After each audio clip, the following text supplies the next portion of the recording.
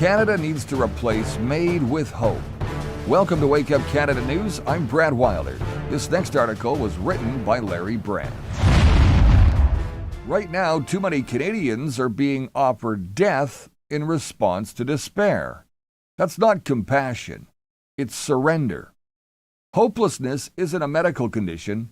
It's a plea for meaning, connection, dignity.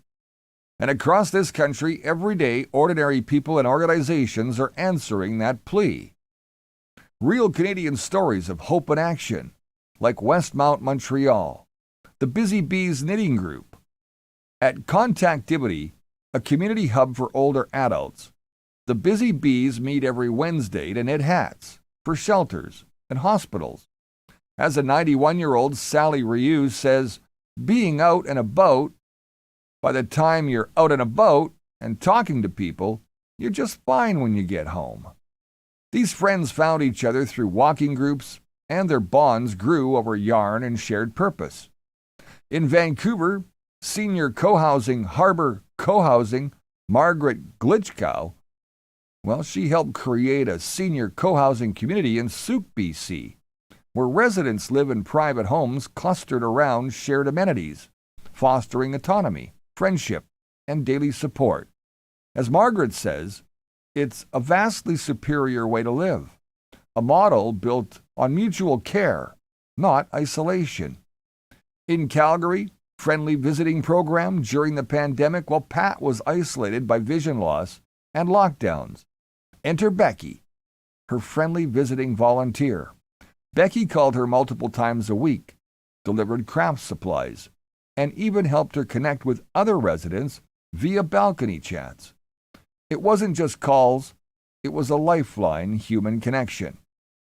In Saskatoon, adopt a senior holiday program every year where hundreds of volunteers create holiday cheer for seniors at Porteous Lodge, with Santa visits, carols, gifts, and simple time spent together. Volunteers stave off loneliness with warmth and fellowship. As staff point out, sometimes sitting with a resident, reading with them, learning about their history, is all it takes. In Manitoba, social prescribing here, some doctors writing prescriptions for social activities like volunteer knitting circles or community classes rather than pills. It's an innovation that treats loneliness as real medicine. In New Westminster, BC, Judy's story, Judy struggled with pain, stares, and isolation. Through the Senior Services Society, volunteers helped her fill out income assistance forms and checked in regularly. Small support, big impact. She stopped feeling invisible. Nationwide, Hope Air, when medical care requires travel, Hope Air flies low-income Canadians for free to their appointments. For many, that flight means they don't miss life-saving care, and with it, hope for the future. The charity's arranged over 140,000 flights so far. In Ottawa, Shepherds of God, Hope operating a soup kitchen. They've got supportive housing and even emergency shelter services. This Ottawa-based organization stands shoulder to shoulder with people experiencing homelessness, providing not just food or shelter, but a message of worth. Why these stories matter? These are not medical treatments. They're human solutions.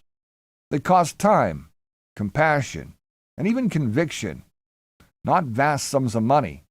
And they show that meaning and belonging can flourish anywhere. Revised, hope-fueled call to action. We need to replace MAiD with hope because life isn't made meaningful by eliminating suffering. It's made meaningful by lifting it with real care. In Montreal, seniors reclaim life one yarn stitch at a time. In Souk, seniors live together in dignity and support. In Calgary, a volunteer doesn't just visit, she helps someone feel valuable again. In Saskatoon, holiday joy isn't delivered, it's shared. In Manitoba, healthcare isn't just about medicine, it's about connection. And in BC, a fellow senior rediscovers help and a sense of belonging. From coast to coast, Hope Air and Shepherds of Good Hope show that when we bring people together and in, we bring them back. A society is judged not by how it helps people die, but how it fiercely helps them live. Let's invest in belonging, in kindness, in purpose. Let's turn despair into community.